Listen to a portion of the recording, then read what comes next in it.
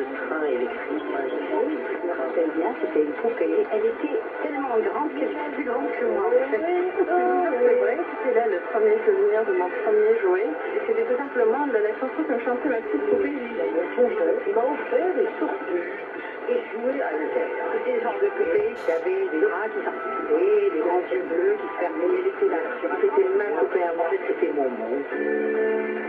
Faites tout pour créer un souvenir à un enfant. Un enfant, Un jouet, un souvenir. Cette opération est montée par la chaîne 3. Prenez un jouet, allez dans un hôpital et offrez-le à un enfant qui n'a pas l'occasion ou le loisir ou même le privilège, parce que c'est un privilège de pouvoir sortir le jour de l'Aïd et aller passer l'Aïd à la maison. C'est très important pour les enfants. S'il vous plaît, faites-le. que vous.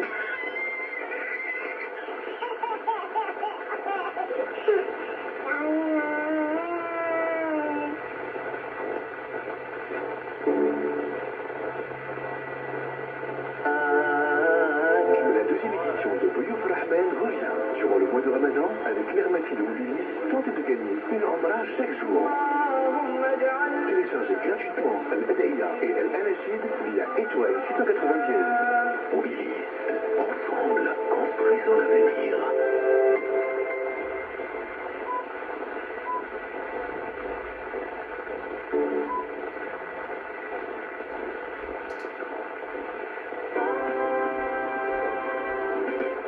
Merci de rester fidèle à nos programmes. Il est 22h. Le sommaire vous est présenté par Sofiane Sam.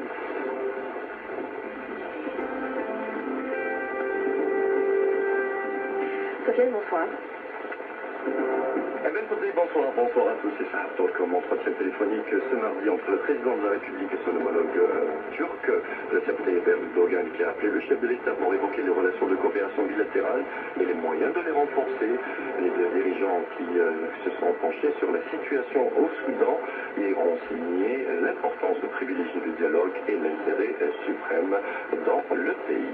Le président de la République, président en exercice du sommet arabe, a adressé justement des messages au secrétaire général de l'ONU, au président en exercice de l'Union africaine et au secrétaire exécutif de l'IGAD pour appeler à une démarche commune et unifiée pour faire cesser les combats au Soudan à la lumière des derniers développements, la dégradation accélérée de la situation dans le pays. Une action internationale pour mettre un terme à l'effusion de sang et revenir au processus de paix a été soulignée. On reviendra dans l'édition de la nuit justement sur la situation au Soudan, notamment cet appel de la Telef Al-Tijaniya en Algérie, mais aussi la situation sur le terrain. Le dossier du Sahara occidental, la situation dans le pays au menu de la session demain du Conseil de sécurité de l'ONU, une session à huis clos, alors que le président de la RAS, Brahim Rali, qui a présidé aujourd'hui la réunion du Conseil national sahraoui, affirme que le peuple sahraoui ne peut accepter que l'opération de paix menée par l'ONU ne se transforme en tentative de légitimer l'occupation illégale marocaine en faisant fi justement de ces pratiques colonialistes. Le Maroc, pour plusieurs partis dans des formations politiques, continue à exprimer leur profonde préoccupation et colère contre le gouvernement du Marzan dans le traitement de la dégradation de la situation socio-économique du pays et son impact sur la population. L'État œuvre à hisser la capitale au rang des grandes capitales méditerranéennes et mondiales. Cela passe par la modernisation de ses infrastructures. Le ministre de l'Intérieur, en déplacement aujourd'hui, a appelé à accélérer la cadence de réalisation des projets lancés, notamment pour réguler le problème des embouteillages. La wilaya de Djidjel, objet de la visite aujourd'hui du ministre de l'Énergie et des Mines, il y a souligné des importants projets prévus dans cette wilaya, notamment par la réalisation de stations de dessalement d'eau de mer et de stations solaires. On parlera dans le journal bien évidemment de cette date, celle du 18 avril, le coup d'envoi du mois du patrimoine, au mois du patrimoine culturel qui se prolonge dans l'Afrique où l'Algérie fait partie, le plus grand pays de ce continent. On parlera également de sport et ce rendez-vous ce soir des matchs mis à jour du calendrier de Ligue 1. Une métroprise, la JS Saoura ou un Semagra, la rencontre débute à l'instant.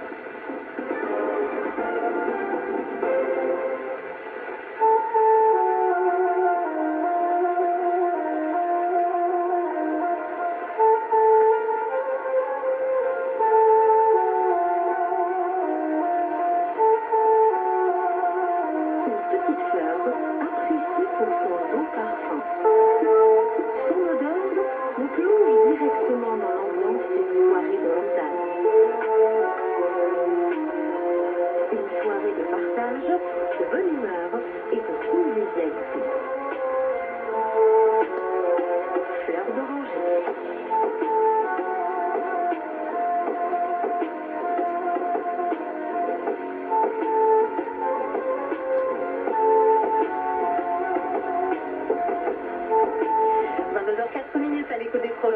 chaîne 3, bonsoir à vous, chers amis. Quel plaisir de vous retrouver sur nos ondes pour ce nouveau numéro de Fleurs d'Oranger.